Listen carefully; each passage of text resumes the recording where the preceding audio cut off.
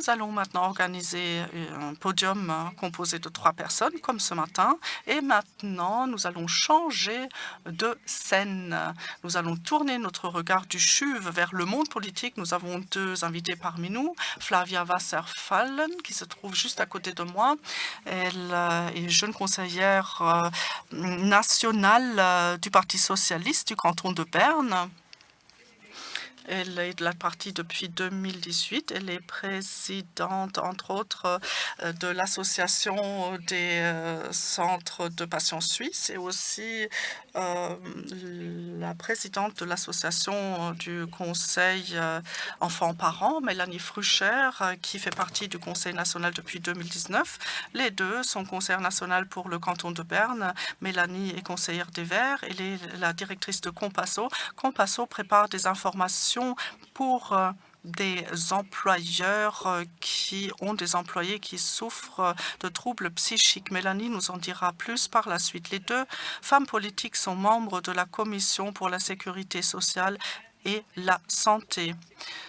Pendant les 20 minutes qui vont suivre, est-ce qu'il s'agit de 10 minutes? Non, il s'agit bien de 20 minutes parce que 10 minutes, ça aurait été un peu.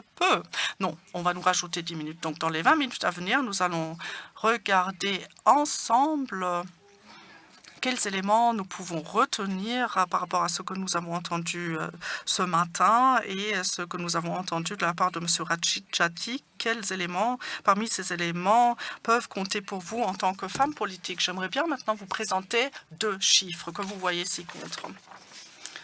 Il s'agit malheureusement, je dois vraiment dire malheureusement, de chiffres importants. Plus de 30% des personnes se sentent émotionnellement épuisées. Nous avons déjà entendu ça ce matin. Le taux d'abandon des formations professionnelles, des apprentissages est vraiment élevé, 20%. Ce n'est pas modeste et nous voyons que le risque de subir des accidents chez les jeunes était plus élevé que chez des actifs un peu plus âgés. Maintenant, une première question. Nous avons organisé 2 espaces de dialogue avec des jeunes employés ce matin. Il est ressorti clairement qu'un point central pour les jeunes actifs était le suivant. Pour les jeunes actifs, il est très important que leurs personnes de référence, leurs formateurs responsables de la formation professionnelle aient suffisamment de temps à leur accorder. Ce n'est pas vraiment une revendication politique dans le contexte dans lequel vous pouvez faire quelque chose, mais Mélanie, la formation en alternance, la formation duale est très bien ancrée en Suisse. Que peut-on dire par rapport à ce point, avoir suffisamment de temps à consacrer aux jeunes actifs? Oui, ce résultat ne me surprend pas. Aussi, dans notre travail chez Compasso, on voit souvent qu'il faut réapprendre quelles sont les relations au travail. Une bonne culture de direction et de gestion de personnel demande d'autres choses que dans le passé. Et je crois que c'est aussi essentiel pour un développement positif au travail. Qu'est-ce que ça veut dire? Avoir une bonne ambiance, un bon climat? Ou peut-être tu peux nous expliquer ce que fait Compasso pour mieux comprendre quel est ton arrière-fond. Il s'agit d'un réseau des employeurs et on essaie de faire des offres à bas seuil pour les entreprises qui n'ont peut-être pas leur propre structure, mais qui sont quand même confrontées par des situations où ils ont besoin d'aide. Par exemple, quand il y a un changement d'une prestation. Et en tant que maître enseignant ou en tant qu'employeur, on passe beaucoup de temps avec ces jeunes et on voit ce qui se développe. Il faut réagir. Et chez Compasso, il y a des guides pour le dialogue, pour les conversations et des offres de soutien pour pouvoir le faire à bas seuil, pour jouer ce rôle dans cette culture d'entreprise. Oui, on a déjà entendu ce matin, et ceux d'entre vous qui étaient déjà là l'ont entendu, de Mme Gurtner et Sven Goebel et aussi Alain Guggenbühl. Mme Wasserfallen, Mélanie a dit qu'elle n'était pas surprise. Toi non plus, je suppose, de voir ces chiffres qu'on a vus. Oui, les chiffres nous donnent à réfléchir et nous obligent d'agir au niveau politique, ça c'est clair. Quand on pense à ce matin, quand on entend que les relations sociales entre la famille, mais aussi les finances sont importantes pour les jeunes, et maintenant avec la crise du Covid, il y a des problèmes supplémentaires et le stress psychologique qui a augmenté. Au niveau du Parlement, on a essayé de nous occuper de ce thème, on en a discuté et maintenant, ce qu'on souhaite, c'est de faire un rapport pour apprendre plus sur la santé psychologique des jeunes et pour voir à quel niveau la politique peut faire une contribution. Tu as dit, je suis la présidente du conseil pour les pères et les mères et c'est très important ce que se passe dans les premières années d'une vie. Et ça, c'est vraiment déterminant. Et dans la politique, on souligne aussi l'enfance précoce. Il faut avoir une relation solide avec les pères aussi. Et là, il y a des offres de soutien. Et à ce moment-là, les jeunes peuvent maîtriser les dépressions et peuvent se sentir plus sûrs sur ce qui sont les facteurs positifs qui nous aident de ne pas être épuisés ou interrompre l'apprentissage. Oui, ça c'est vraiment un tout. Quand on commence avec la promotion précoce, qui n'est pas vraiment notre thème aujourd'hui, mais c'est quand même intéressant de voir que tout est lié. Pour rester à ce niveau politique, bien sûr, l'éducation, la formation duale en Suisse est un succès. Alain Goumbul l'a dit et ça doit le rester. Je crois que c'est un des points qui n'est pas controversé entre les partis. Quel est votre point de vue pour renforcer ce système davantage et surtout par rapport aux jeunes, bien-être et la santé des jeunes? Mélanie?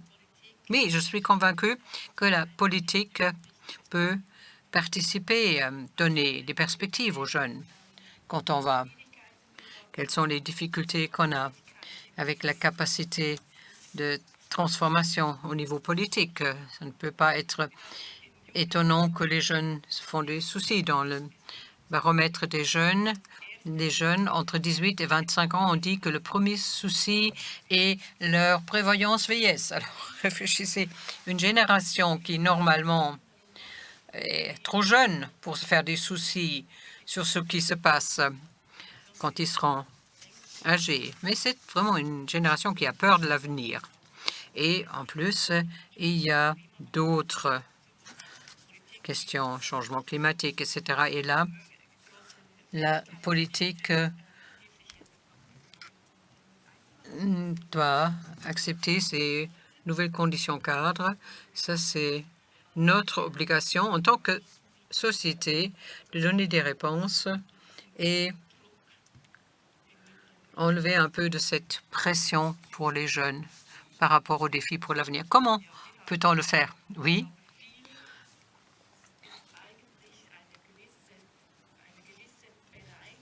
Il faut une certaine disponibilité pour faire des changements aussi dans le discours public, pas seulement en politique, mais aussi dans l'économie, dans la société civile. Quand il s'agit de maintenir la prospérité, c'est un peu conservateur, hein, cette impulsion. Il faut apprendre que des fois, il faut aussi réagir au changement. Oui, je crois qu'on l'a pris un peu avec la pandémie, Flavia. Oui, ce qui a changé en politique, heureusement, ça va encore changer, c'est qu'on fait la politique ensemble et que les jeunes s'engagent beaucoup par les différents canaux, dans la rue et les jeunes aussi au Parlement, ce qui est très précieux et il y a eu des changements positifs, pas seulement en parlant des jeunes, par exemple, le programme d'aujourd'hui, mais aussi les inclure, les études sur les apprentis, par exemple, dont on a parlé aujourd'hui, et les prendre au sérieux. Ce sont certainement des facteurs qui ont une influence positive sur la coexistence entre les générations. Oui, logiquement, ce que vous dites, c'est un peu général, c'est clair. Alors maintenant, au niveau national, quand on regarde la situation et le thème de la santé, normalement, c'est les cantons qui en sont responsables au plus tard depuis la pandémie, on le sait. Alors, si on regarde le Parlement national, est-ce que c'est difficile ou plutôt facile quand on regarde les différents partis, les différents intérêts? Et ce thème est quand même important parce que, en fait, c'est les jeunes qui sont la relève et je crois que c'est 7 milliards de francs qu'on perd à cause de ces chiffres, c'est-à-dire les jeunes qui ne peuvent plus travailler, qui font un burn-out. Alors, qu'est-ce qu'ils font les partis différents? Peut-être, je peux juste dire un point. Il faut investir plus dans l'enfance précoce. Oui, mais l'UDC ne sera pas pour. Oui, par exemple, un congé parental. Ça pourrait aider les parents d'éviter ce genre de cas. Mais au niveau de la politique, c'est très controversé. Oui, il y a toujours des thèmes où il faut essayer plusieurs fois. Maintenant, on a le congé pour les pères déjà. Et nous avons constaté que l'accès à un soutien psychologique, surtout pour la psychiatrie des jeunes et des adolescents, n'est pas suffisante parce qu'il manque en professionnels. Et c'est difficile de permettre cet accès. Quand on a des maladies psychologiques, c'est très important d'avoir ce genre d'offres, les rendre accessibles. C'est pour cela qu'on veut faciliter cet accès avec des offres psychothérapeutiques qui doivent être payées par la caisse maladie obligatoire et pas être surveillées. Alors ça, c'est un modèle concret où on essaie d'améliorer l'accès à un soutien psychologique. Et pour l'éducation duale en général, par l'ordonnance, par la loi, la protection des jeunes, enfin ça c'est sur le papier, mais il faut aussi faire des contrôles au niveau des cantons et par des experts pour garantir que les conditions cadres soient respectées pour ces jeunes, pour avoir un environnement qui est sûr où ils peuvent se développer et apprendre. Et ces contrôles sont extrêmement importants. Et pour cela, j'ai besoin de ressources. Oui, et Anthony Racciati nous a dit, pour le CHUV de Lausanne, il y a des outils concrets pour vérifier exactement cela. Tu as voulu ajouter quelque chose et après, Flavia. Oui, c'est très bien. Flavia a très bien expliqué. Et je peux dire, dans le travail parlementaire, on ne va pas changer la société, mais on représente la société. Nous sommes les représentants du peuple. Et si il y a un changement dans la société, par exemple, si on a besoin d'une sensibilisation au Parlement, nous, on peut seulement créer les conditions cadres pour la politique. Et c'est clair, il faut agir et fixer des objectifs. Mais ce n'est pas reçu de la même manière partout. On peut l'exiger au niveau politique et je crois qu'avec les chiffres, il y a ce genre d'études qu'on fait avec Promotion Santé Suisse et là, on voit qu'on doit agir. Et une des conditions cadres, c'est à côté de ces mesures d'autonomisation et de capacitation, c'est qu'il faut aussi investir dans les relations. Par exemple, s'il y a des employeurs ou des maîtres enseignants qui ont cette fonction de séismographe, il faut aussi avoir des relations avec les professionnels de l'intégration, des organisations qui représentent les assurances et d'autres pour pouvoir jouer ce rôle. Et cet investissement dans les relations, dans la coordination entre différents acteurs est très important. Ce sont des conditions cadres. Souvent, les interfaces ne fonctionnent pas très bien et finalement, on dit pour ce jeune, on aura besoin d'un accompagnement et souvent, ils sont poussés d'un endroit à l'autre. Quand ils quittent l'école à un certain âge, ils ont encore une autre personne référente. C'est pas bien. Il faut améliorer ces interfaces et il faut avoir des conditions définies par la politique et être pragmatique. Mais le changement dans la pensée, ça doit se passer dans la société. Et avec ces offres à bas seuil qui a été mentionné plusieurs fois aujourd'hui, ça devrait être possible. C'est une bonne voie. Qu'en pensez-vous? Est-ce que toute la situation autour du Covid qui dure, personne en mois de mars l'année passée aurait pensé qu'on est toujours limité aujourd'hui? Et est-ce que ça a changé un peu la prévention au travail? Est-ce que ça a changé quelque chose? Oui, j'espère. Par rapport aux jeunes, je crois qu'on a pu se regrouper et entreprendre quand même certaines mesures pour permettre aux écoles de rester ouvertes pour que les jeunes puissent continuer leur formation et rester ensemble. C'est très important, mais ça a quand même laissé des traces. Et là, il faut regarder très près pour voir ce que la politique peut encore faire. Par rapport à la santé, il y a beaucoup de plaies et capacités dans les hôpitaux, mais aussi le manque en personnel et voir l'importance de la santé pour le fonctionnement de l'économie. L'un n'est pas possible sans l'autre. Et là, je pense quand même qu'on se rend beaucoup mieux compte qu'on ne peut pas tout faire sous la pression de l'économie. Et dans les hôpitaux, il faut aussi certaines capacités et il faut un certain temps pour que les gens restent en bonne santé, ne tombent pas malades. Et des fois, je crains qu'on continue comme avant. Tout le monde souhaite que ça se passe, mais l'espérance meurt en dernier. Moi, j'ai fait l'expérience que la conscience a augmenté et chez nous, c'est-à-dire qu'en passant, oui, oui, oui. Et, par exemple, notre travail sur le télétravail. Et on sait qu'il y a maintenant une nouvelle situation. Et pour cela, il faut aussi voir la santé des collaborateurs, collaboratrices. Et la question, c'est est-ce qu'on peut réaliser tout cela?